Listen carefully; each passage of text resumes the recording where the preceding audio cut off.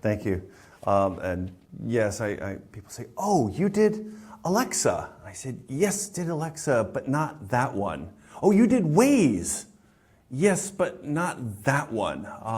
And so it's a little disappointing at times. But I started and run the Internet Archive, which is a nonprofit library to build a universal access to all knowledge. Can we go and make it so that all the published works of humankind would be available to anybody, anywhere, and the like? That's the goal of the Internet Archive.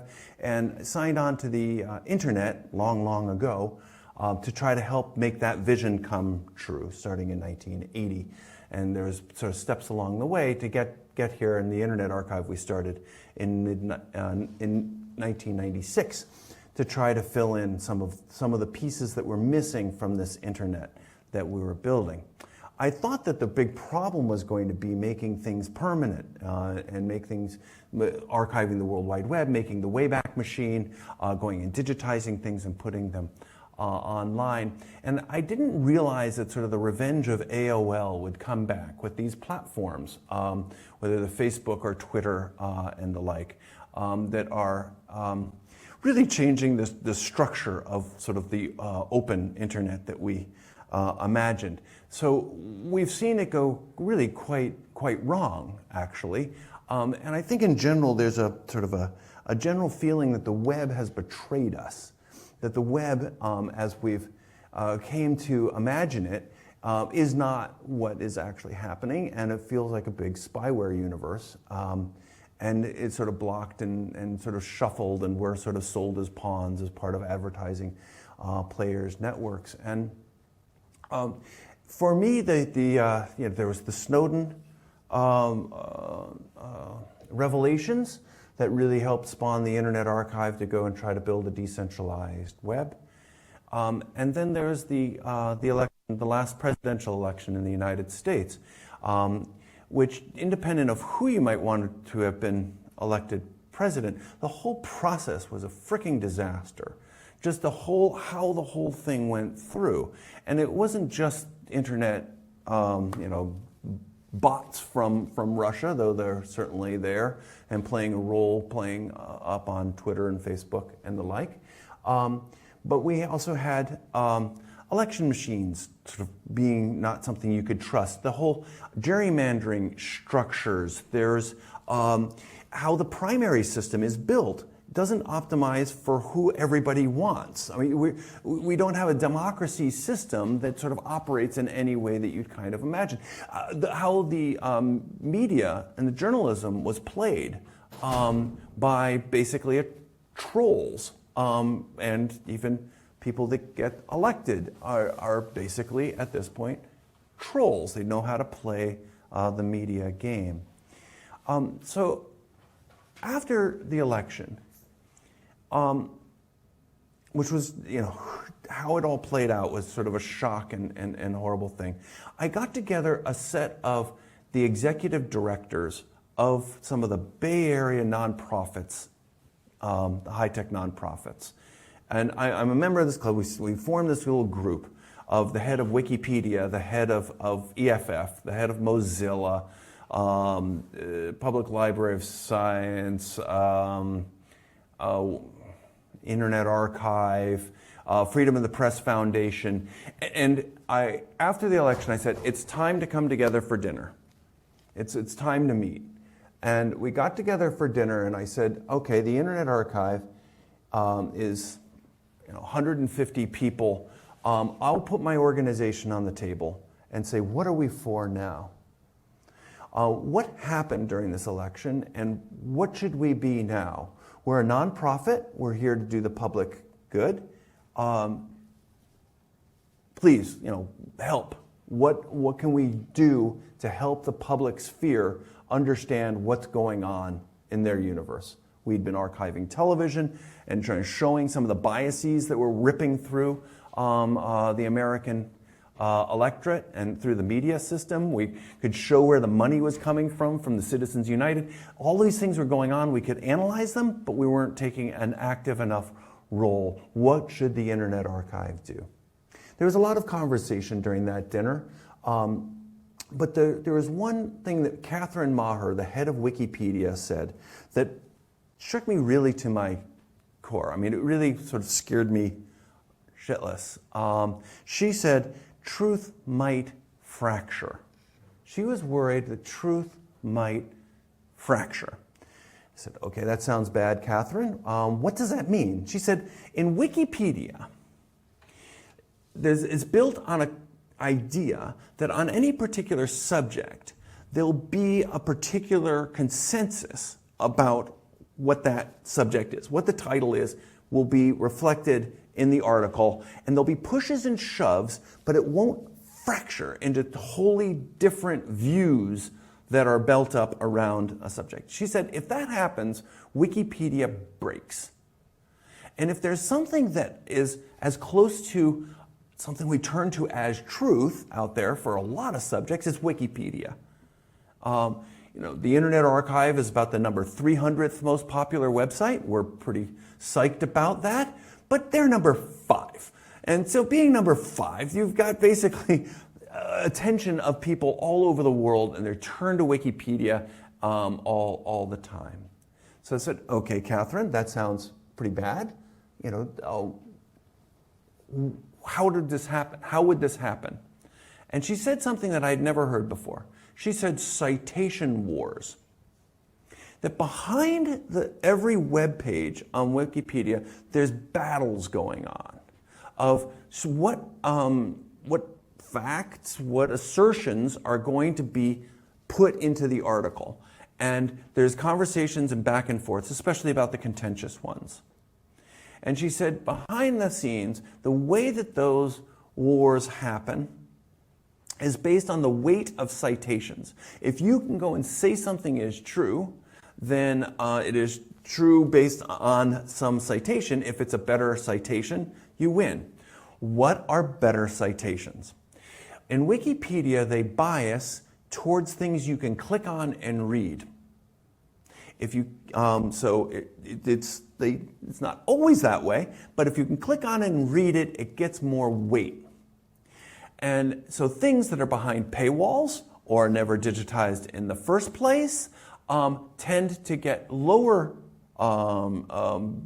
bias than what kind of Wikipedia you want to be able to click and see what the resource said about this, right? You want to dive deeper. I mean, there's all sorts of reasons why their policy is that way.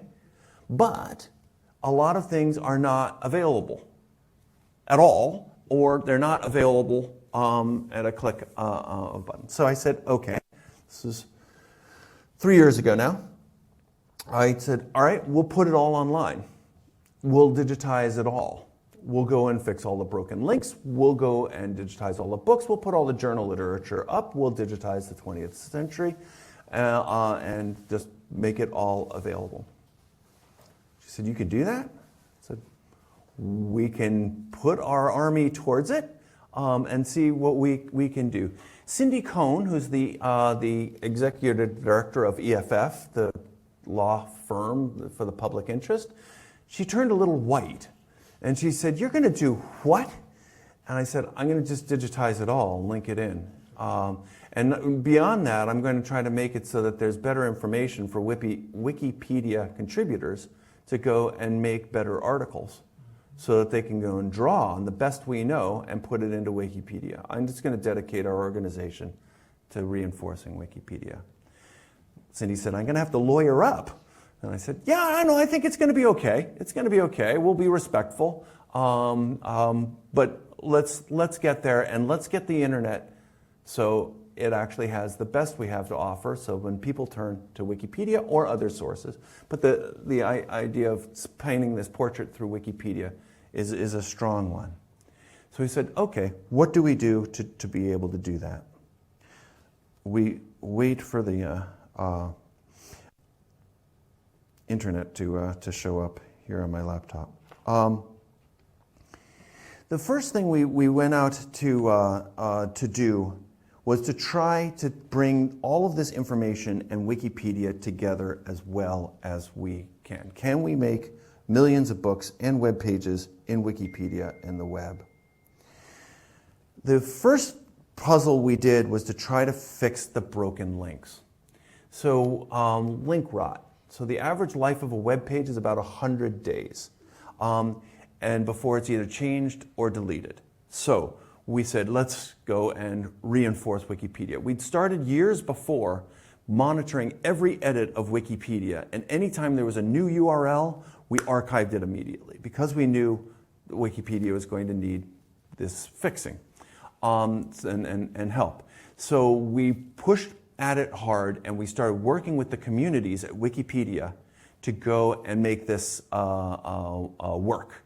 And fortunately, it all actually did. We went and wrote robots, and the communities, English Wikipedia first, but then I think we're up to 20 different language editions, allowed our robots to go through and pick off and look at each link, and if it changed massively since it was off the author's intent, or it was broken, we went and replaced the link with a link to the Wayback Machine.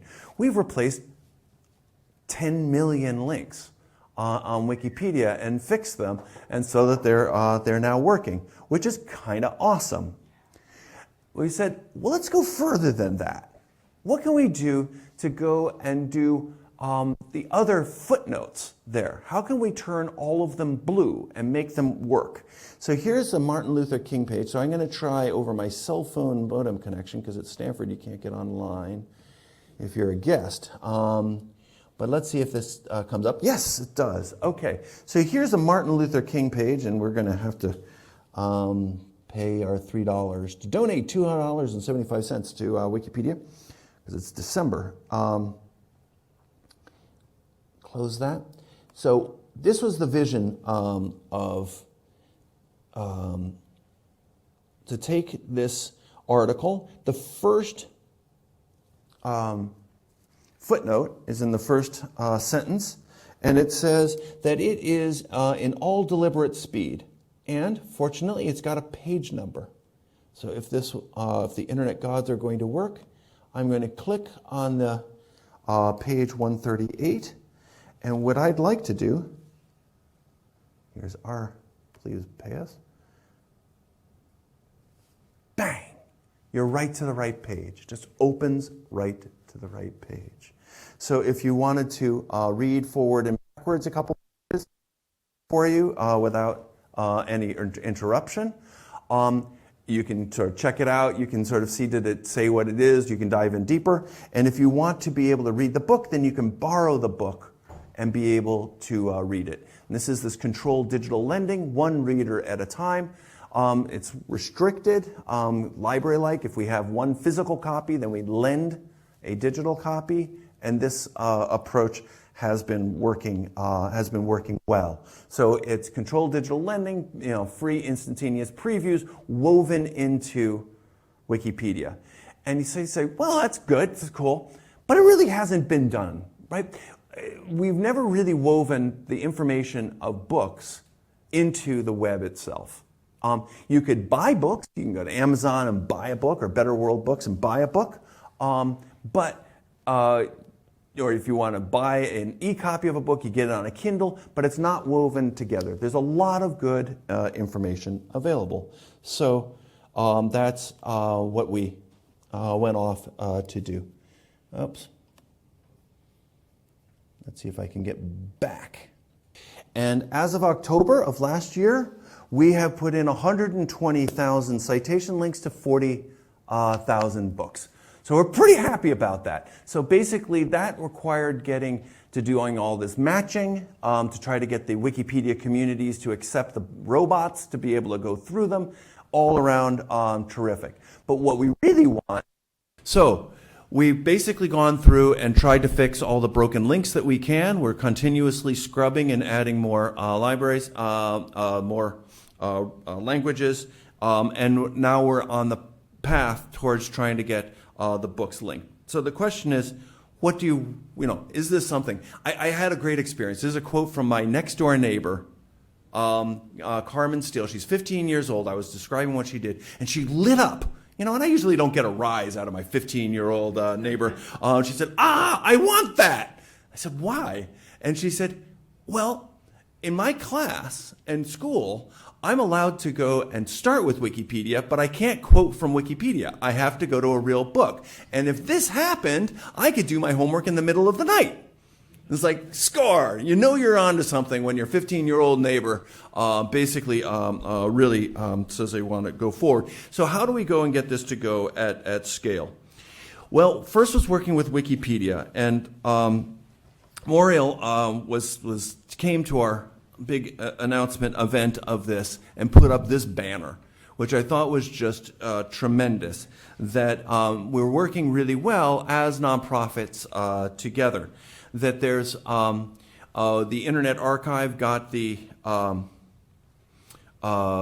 award from the Wikipedia community to be the best tool, most impactful tool, and the best on the verification tools of Wikipedia as given to us by Wikimania. So all around good. Next. Then how do we go and build this? How do we get the rest of the books? This is a graph of the books by decade in the Internet Archive collection. So it's decade, and it's going up pretty well until 1923. Working with a lot of libraries, they were happy to go and have these books digitized and made available. This is sort of the line of copyright in the United States. And then it craters. And basically through the 20th century, we don't even get up to the 1923 level until the end of the 20th century. This doesn't make any sense, right? You know, that graph goes up if you just do the number of books published, but we don't have them in the Internet Archive. So you say, well, where do you go for books? Well, you know, like most people, they go to Amazon. And there was a study of Amazon.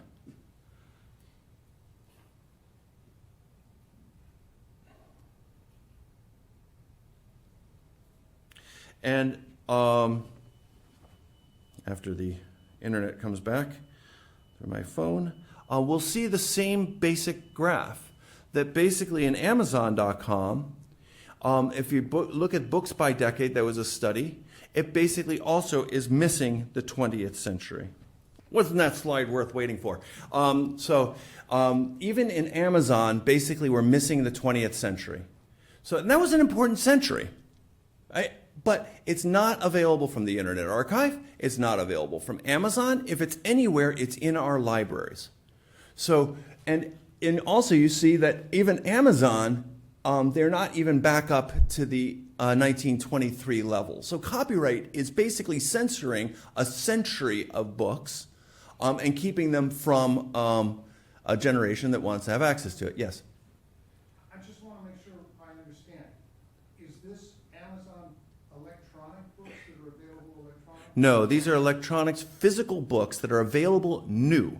So they're not the used books. So there may be used books, but available new, so you can, you know.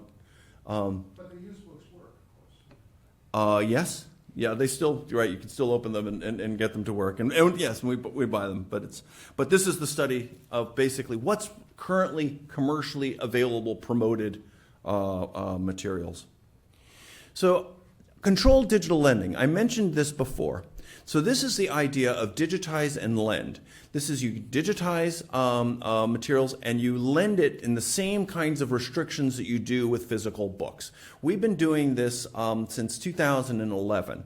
And it's with the Boston Public Library, a number of other libraries that have gone and taken books, digitize them, we host them on the Internet Archive, and we distribute them one reader at a time. It sounds really clunky. It is really clunky to go and introduce scarcity, but this was a mechanism to not end up in the same problem Google did, which was just basically getting sued and ending up with little tiny snippets and grinding their project to be just an internal project. So the controlled digital lending approach we've been working with and now scaling up significantly. So there's one physical book for one digital book. There are now a set of law scholars that have gone and written position papers in peer-reviewed journal literature, law journal literature on how this works within the United States. It's starting to move into Canada, and there are a number of organizations that have signed on to support this statement. There's others that we're weaving in their collections and lending against their collections. So, for instance, Phillips Academy Andover, which is a prep school, a high-end prep school, they have their collection. We've digitized it, and then we lend out based on their copies on their shelves. And if there's two, if we have it and they have it, then we lend out 2 copies. And other libraries, we're basically lending based on there. So not only do we have the breadth of having a large number of different titles, but you can start to have multiple copies of these books. Yes? If somebody checks out the physical book in the library, then you can't circulate the electronic book, right? It's just one, there's only one allowed to be checked out at any one time. So now we're ramping up digitization, really because of the Wikipedia opportunity. We're starting to get large collections donated. So I just said that the Phillips Academy Andover, we've just done their whole collection. Other groups have just given us their whole collections. For instance, Trent University in Canada, they were remodeling their library. They went from 500,000 to 250,000 books. Instead of going and giving those to Better World Books, they gave them to us. And we've now gone and digitized that collection after deduplicating it off of what it is we've already done, and that's completely fabulous. This is what it looks like, or part of it, when we packed up the collections to be digitized and then stored forever. We non-destructively digitize books, and then we store the physical books permanently forever. And the idea is it's not very accessible if it's in a shipping container inside in a box in a shipping container inside a warehouse surrounded by nonprofits, but it's preserved. The accessible copy is online. Good news, we also just finished a college library. A college went out of business called Marygrove College in Detroit, Michigan, and instead of, it was just very sad that they went under, but they took their whole library and they gave it to us. So it's the first complete college library. So we have a complete prep school library, and now we're going to have a complete college library to be able to add into the other millions of books that we're starting to get. This is what Trent University now looks like online, and a lot of these books that have really never circulated or circulated very rarely at Trent University are now finding a new life for people that are finding through Google, through Wikipedia, and also machine learning type things that are going through and ripping through these books. Georgetown Law Library has been participating in this. Michelle Wu is one of the scholars that has opined on the idea of controlled digital lending. And here's their library card catalog, liquid assets. You go click on that, and it says that it's available online as well as physically, and they'll lend out one or the other. And you can go to the Internet Archive and borrow the book for 14 days, and then it's automatically returned. So this hack, this approach, is working towards bringing in copyright, non-rights cleared materials to a limited number of readers, in very much in the library tradition. This is our books scanner. So now that we're starting to get the books, we wanted to be able to digitize them more efficiently. So we have built and operate scanners. We've been ramping that up. Here's a picture of a major scanning center in the Philippines that we operate there, where they're scanning books and records and the like. And it's very efficient. And they're very well done.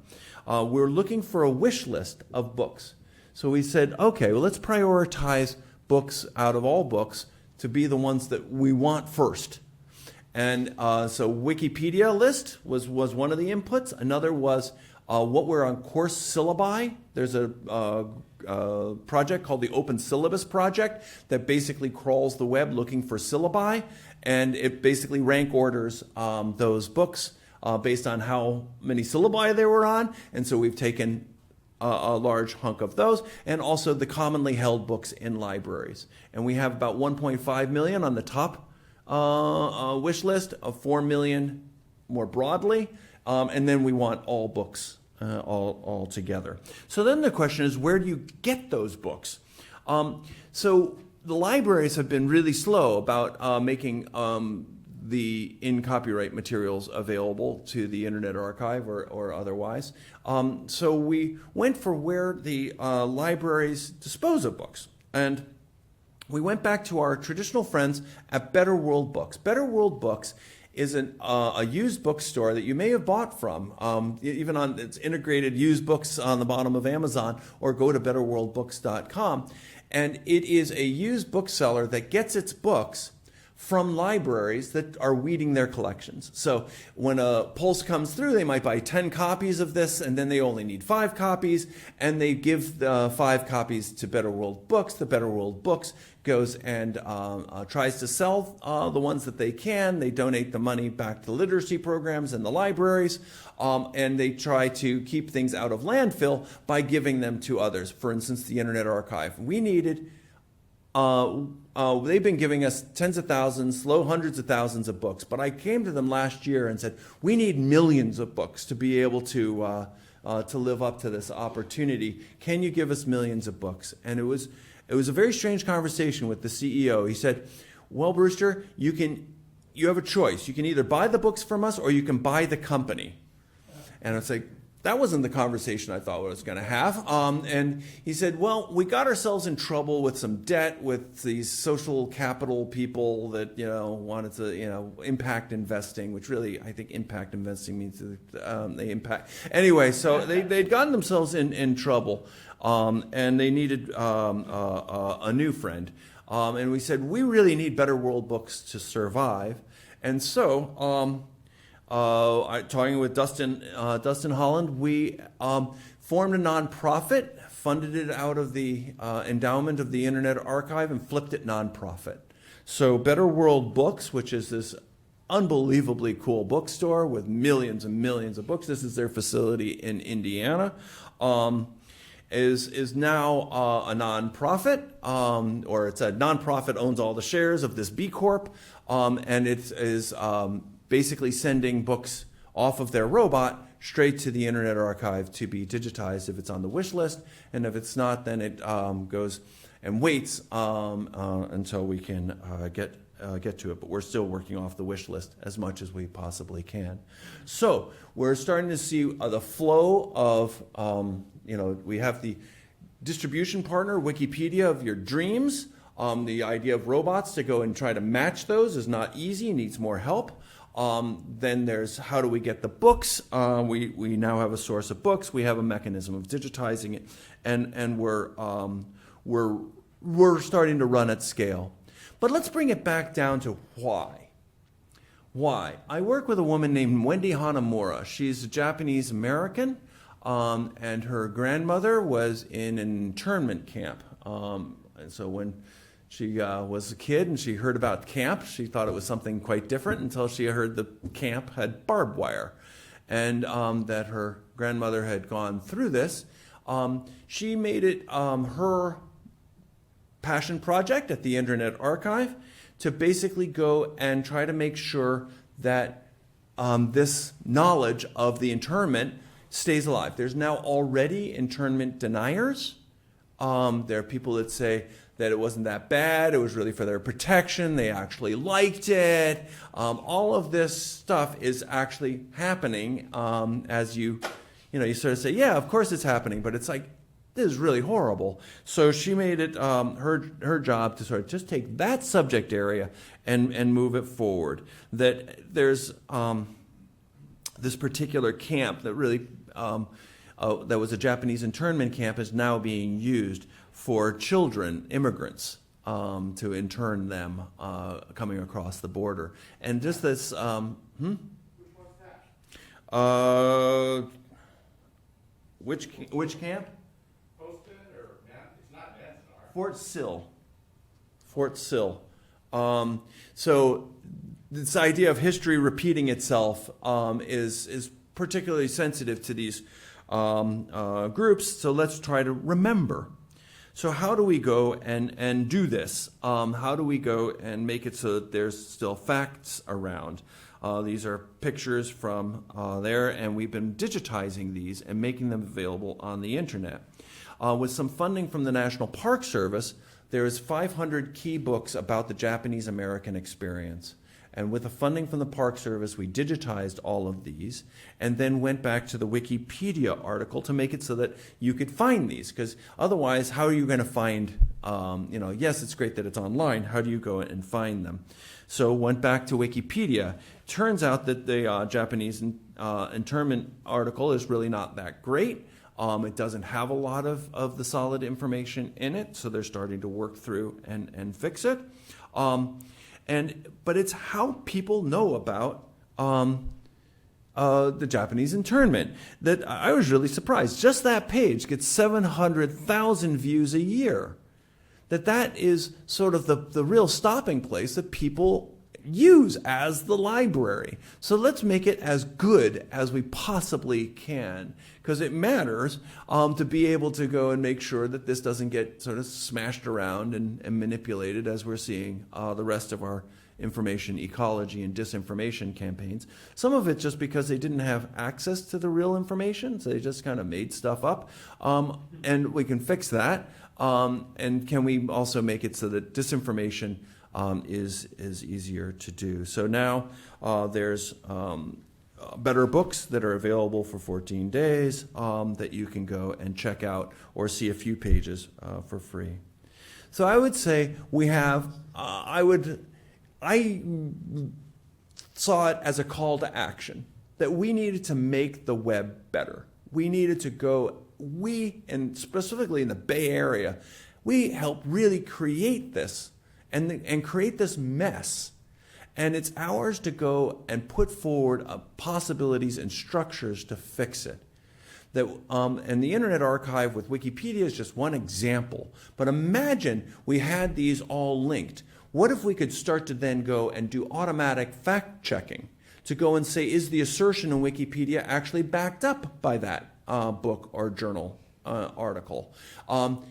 Or can you start to detect bias at scale? Can you start to go and detect vandalism? I was just 2 weeks ago, a friend of mine said, I didn't know you were Jewish. I said, I could be perfectly happy being Jewish, but I'm not. And they said, oh, but your Wikipedia article says you are.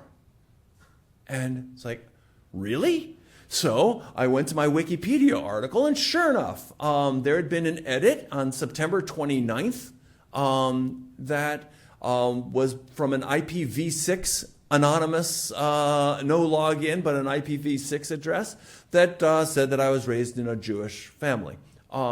Turns out that that's now a common minor vandalism thing that's going through. They're doing this a lot. Or who's they? We don't know. But this type of corruption of our ecosystem is starting to happen. And I think that we need to spring into action. And even if we're working in different organizations, we all have to basically pitch in and help the internet information ecosystem work a whole lot better.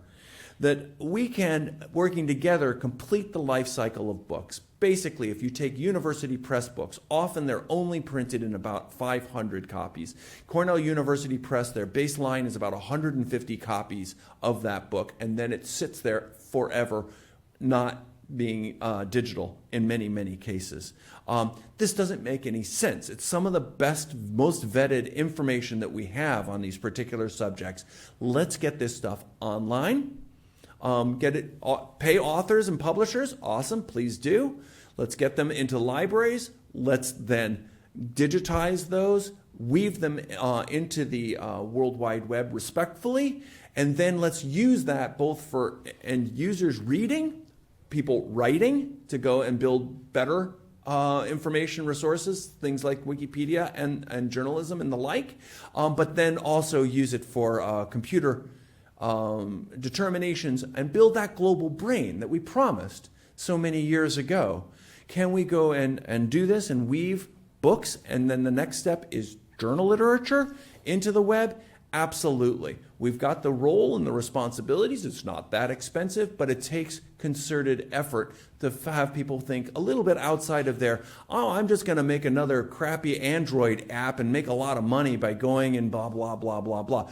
Let's go and build something that we can be proud of, and let's reinforce the web, frankly, before it's too late. It is ours. We help build this thing. We can help fix this thing. And this is just an example of one effort to do so. Thank you very much. Questions? Books is just a part of it.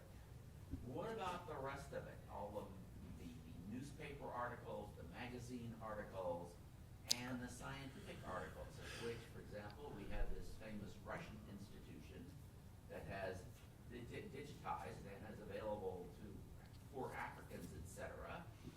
The scientific literature. Sci-Hub. There's Sci-Hub, Library Genesis. What CD was probably the best music library ever in the world. Yes, what do we do about these? The next real role for the Internet Archive is journal literature. So the books we're starting to really move along on. If you look at where people go from Wikipedia, just as a right now, the major place they go is the Wayback Machine. By a factor of 3, more than every other place, any other site on the internet, it's the Wayback Machine. And it's because we fixed all those broken links. And the next is books, and the next is journal literature. So how do we go and get these online? We're doing a couple different initiatives.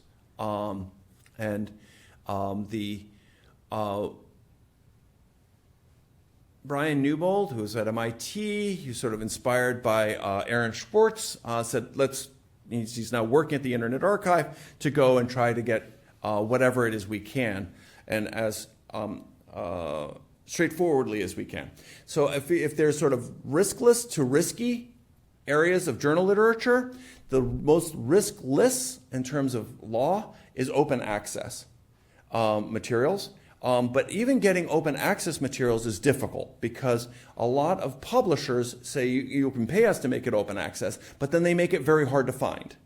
And so we're basically using web crawlers and spending a lot of time and effort to try to crawl and find as many of those and tag them with document object identifiers to be able to go and make those more easily found.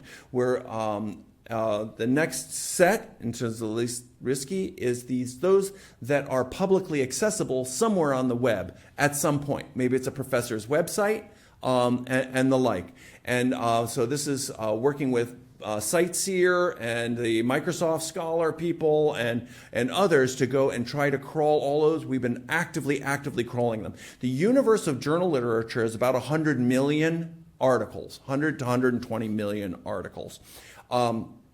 We have now found 18 million of them. It represents about 37% of the Wikipedia DOIs. So that's good that those are clickable to be able to go to them. We have not woven them back into Wikipedia. And we also have a lot more PDFs that we're trying to figure out what their DOIs are, because it's actually all fairly challenging. But that's a good set of materials. The next set is microfilm for us. I'm going from least risky to more risky or difficult or harder to get to. So a lot of materials during the 20th century were microfilmed. I'm going to show you something that's kind of fun. There's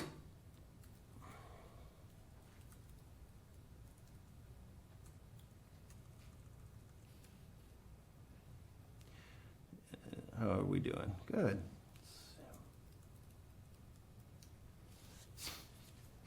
This is a story in 3 images.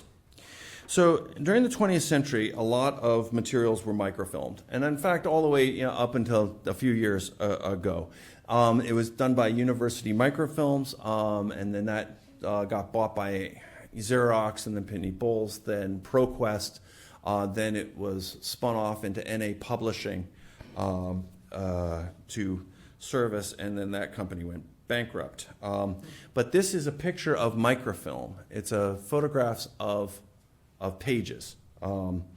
Then this is a picture of print masters. This is if your school wanted 1946 Time magazine or even 2010, a canister like this would be pulled off the shelf. Each one of those is a year of a periodical. So that's year of a periodical. And each one of those periodicals has many issues, and each one of those issues has many articles, right? That's a lot of information on each one of those reels. It was another shot at building universal access to all knowledge, but people don't like using microfilm. I'm not sure they ever did really like it. I'm the last person that really loved microfilm, I think. But that is about 20 years of a periodical. Okay, here's the big reveal. If you look at that corridor, do you see in the middle, there's me. I'm really tiny there. And this is one row of one floor of the vault we bought. So it is enormous. It's 15,000 titles. So Time Magazine would be one.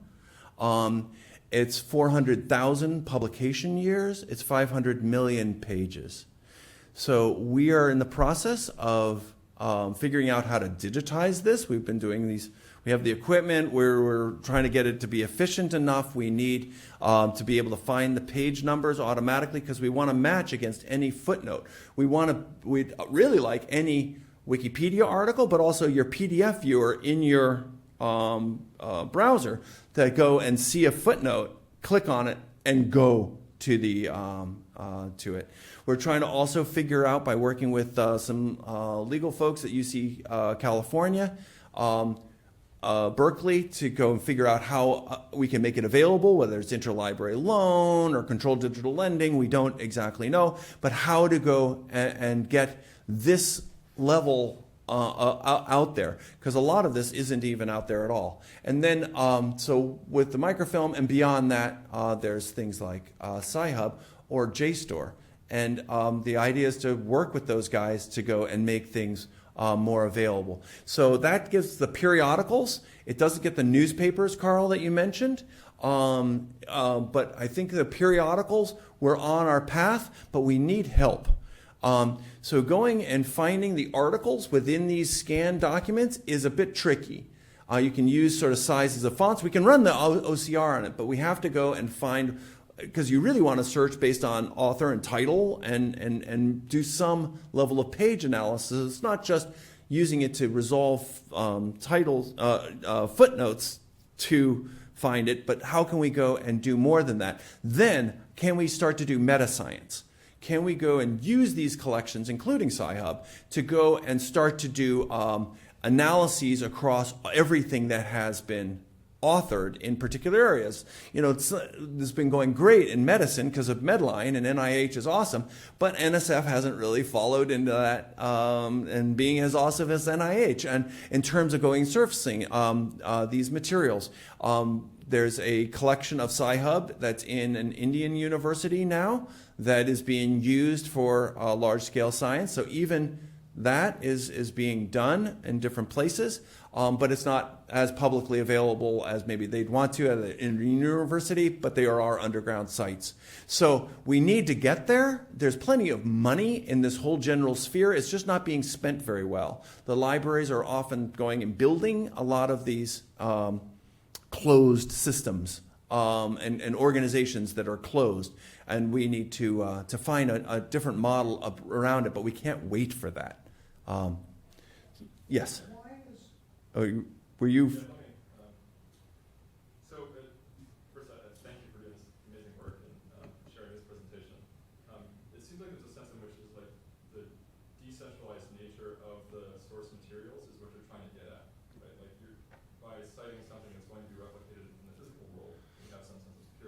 Yes.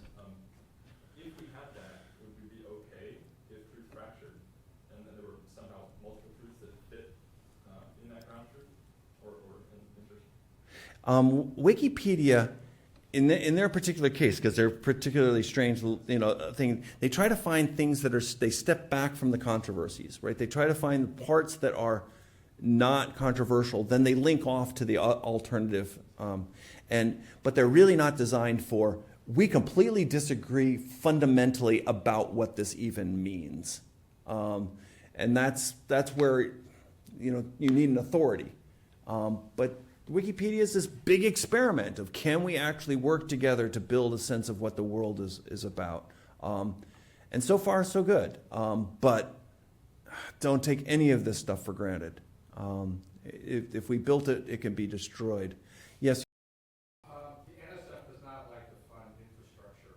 That's why the NSF doesn't run papers. Or they don't even force that that everything that they're doing should be publicly available. So there are a bunch of things that people all over this structure, right? We are the establishment, right? We should just be better establishment. We're just screwing it up, and we should be doing our jobs and rethinking our jobs, and not just babbling our old biases. If we're sitting in NSF or whatever. Yeah, I just love that picture. Thank you. That's just amazing. And I think the impedance match just is striking me as so important. And what was fascinating about Wikipedia is when they stopped curating and went for citizen writers, they took off. And I'm just wondering about citizen scammers. Yeah, I'm sure you've thought about that a lot. I can imagine anybody looks at it, everyone gets to look at it next.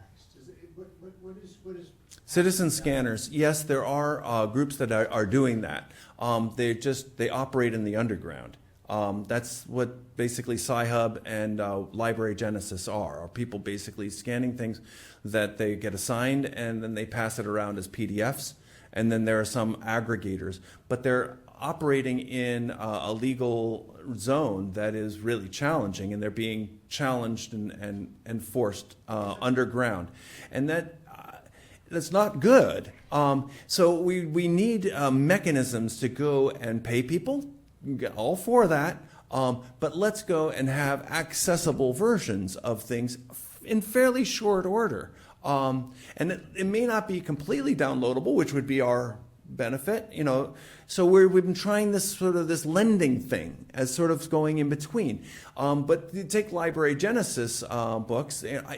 You can at least make them available to the blind and dyslexic. You can use them for data mining type things. You can start to find out what is popular, so you start to digitize those and make them available through lending.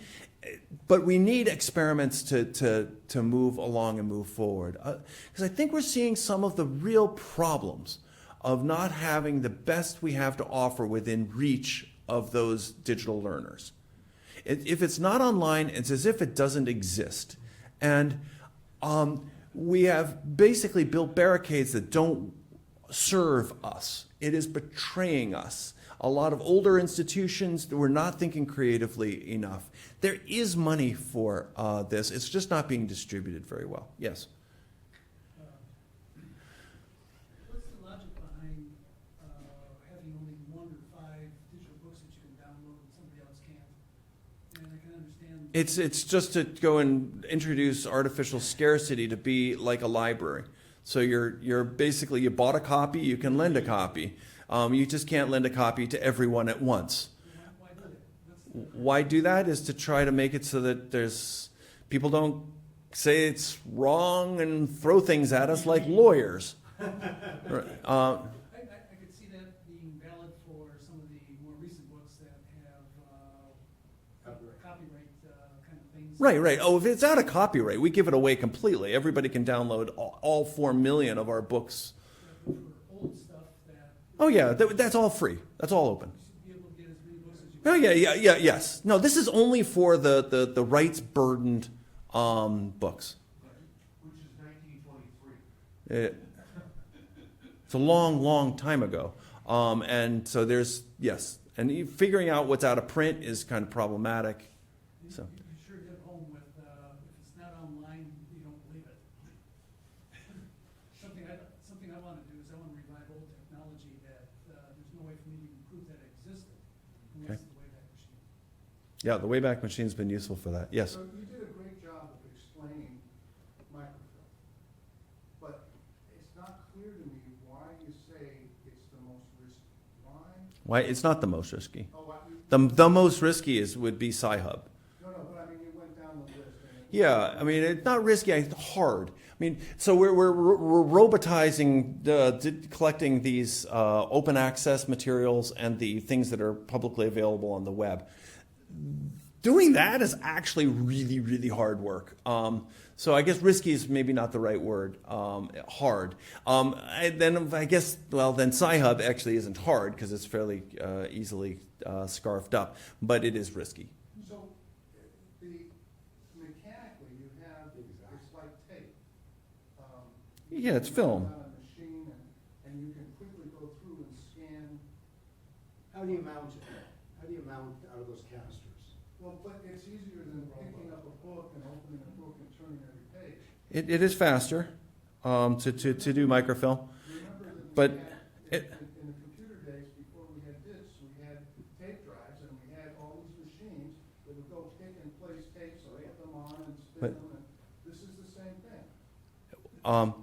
it's a matter of budgets, and so here's my plea to you. Right, this is the end of the year. The Internet Archive is largely funded through donations like Wikipedia, but where they make $100 million a year at their end of the year donation drive, we will be lucky to make $2 million. Our budget is about $18 million a year. We could really use help. I think we are a bargain. We're more back-end and infrastructure oriented than something like a Wikipedia. But just please contribute to your favorite organizations and think about it a lot, especially these days. The EFF, good organization to support. Wikipedia, Internet Archive, Public Knowledge. These are really in our sphere. But there's other things that you also probably believe in. And I think of it as tithing. Let's tithe the way that, frankly, we used to do. We as people at the sort of 3 or 5% of our gross incomes to public service. There are people that really are sitting out the .com gold rush to be basically building these sorts of services. And trying to make things work where you give your product away is challenging.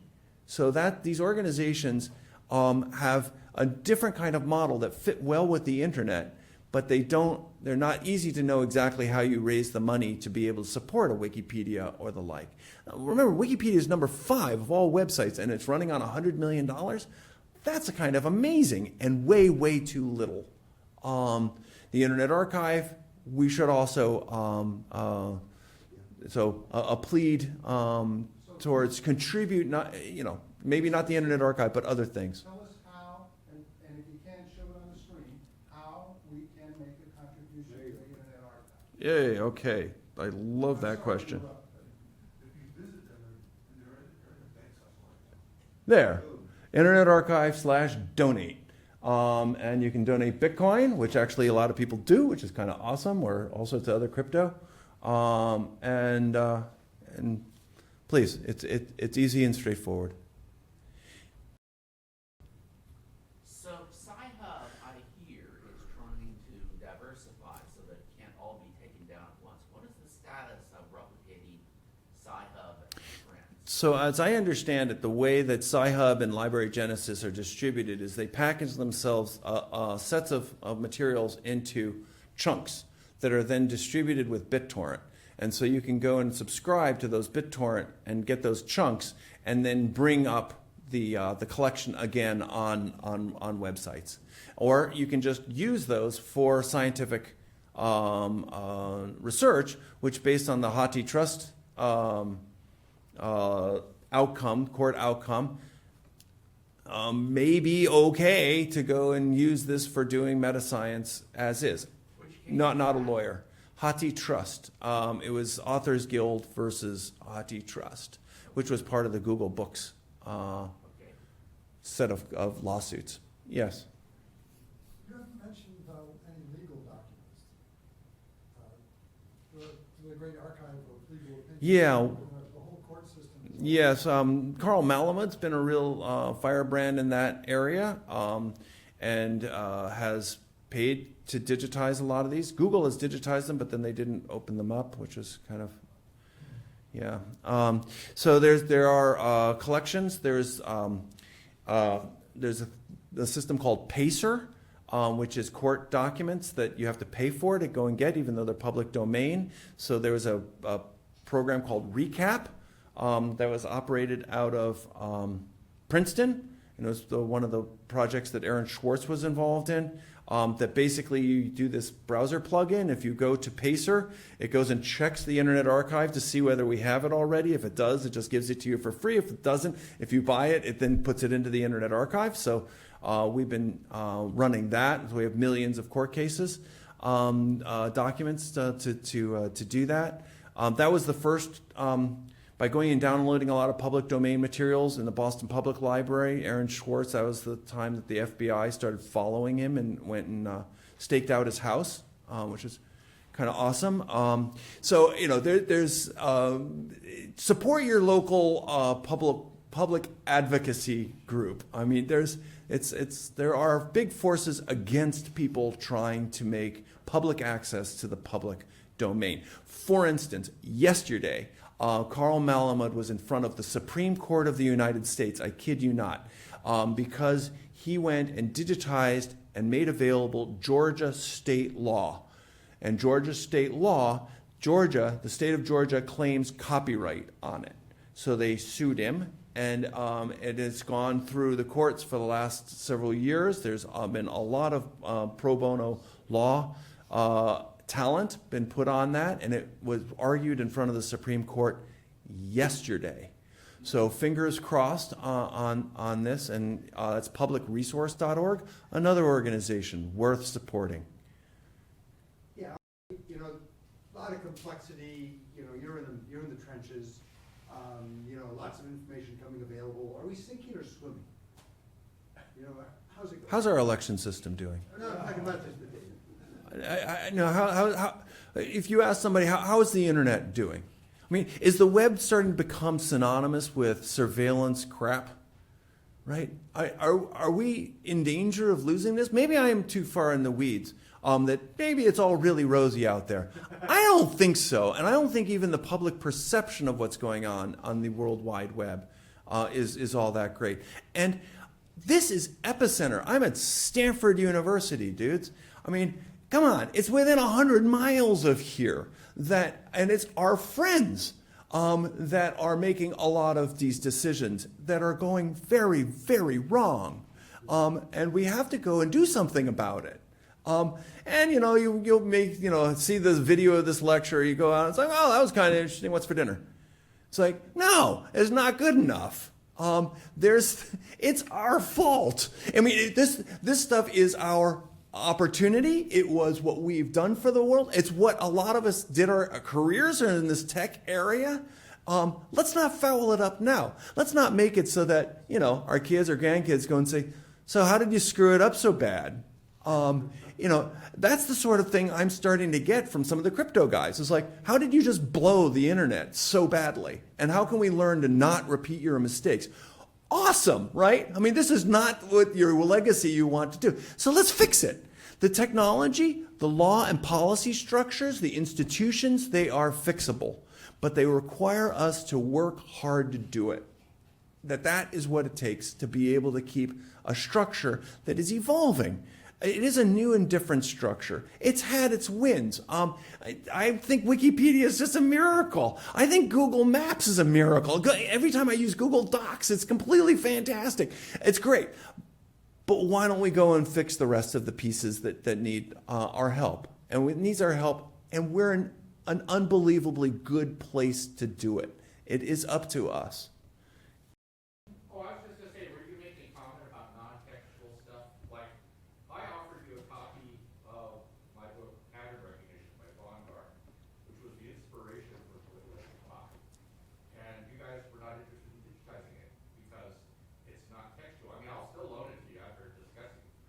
Oh, we'll digitize it. Great. So now I'm sorry. At this point, it would be great. We'll take any donations of media. Yes. But we are only at the tip of the iceberg of surveillance. 6 years from now, once we all have electronic glasses, the potentialities for surveillance will be so absolutely enormous in terms of seeing and hearing literally everything that people see and hear all the time is the default outcome of this mess. It's ours to play with. And some of the forces of just commercial companies, it's just really irresistible, as well as governments, and we just have to not do some of these things. When I was growing up, there's the nuclear threat. I mean, somebody could have hit that button, and they haven't yet. They came close a number of times, but we haven't actually had a major nuclear weapon go off on top of people since we did it. An explosion. This is a very patient and well-fed boa constrictor. So let's do our parts. Let's go and make sure that we're building as good an environment as we can, such that we can be free to be a little stupid, that we can look things up and not feel like you're being watched all the time for what it is you're reading, that we can pay for good things that are being done that actually help, whether it's authorship or technologies that you actually want to support. It's not going to be easy. It's not going to be easy. A lot of the technologies make authoritarian structures by companies and governments really default easy, and it'll be convenient. Right. It'll be convenient. I mean, I'm really a fan of the cryptocurrencies as an alternative to an Alipay. Alipay in China is how you go and buy almost anything, even street stuff. People don't carry cash in a large part of China anymore because it's so convenient to use Alipay, but it's all going into centralized databases. Can we have the equivalent of cash? Yes, we can, but we actually have to do it, and there are forces that are really, really, really against it. So do we have the right systems yet? No. Do we have some of the paths through? Yes, if we put ourselves in the position to go and make and force the changes and build the technologies that are better open. How do we go and show the value of openness so that we don't end up with little silos of social media systems you have to log into? And how many different messaging systems do you have to listen to? You're a student here. How many different social media messaging systems do you, in any particular day, do you get messages from? It's not just email anymore. Maybe 5. And they're all completely siloed in these completely weird ways. And they have different policies around them. How do we go and build an open system that interoperates, that works, that protects the values, that builds our values into the code itself? Lessig said code is law. And therefore our code should reflect our values. And right now it doesn't. The code that we're running is often somebody else's values being put on us. Or it's so generic, like the World Wide Web, that we didn't bake the First Amendment into the code itself. We didn't bake privacy into it. We didn't make it so you could actually go and sell things on the World Wide Web very easily. You just can't do it. You have to go and put your stuff on an Amazon or an iTunes or something like that. That doesn't make any sense. We've centralized so key parts that it's put an inhibitor on the experiments and the growth that we could be seeing. Yes? Since convenience and economics completely dominate the societies we've built, both here and in the East, unless you can build a company that can make a lot of money off of this and make it more convenient, it ain't going to happen. There are other ways than just making companies, but let's build technologies that people want to use. And this is aren't we in the greatest place to try to be able to do this? I mean, and right now the threshold for getting new services out there is actually relatively low. Again, so growing up, the idea of making a product and trying to get it distributed was super hard. You had to go and get it built, you had to distribute it, then you had to try to get it into retailers, it had to be on shelves. It was a very difficult thing. Now you can build websites that go and get out there, or apps that it can get out there and catch on if they're done well. Let's go and build good ones. And I'm just dedicated to the pieces that I'm throwing myself at, but pick part of it that you're going to throw yourself at. And I think with that, I think I should shut down. I'm still around, but let's call the session done. Thank you.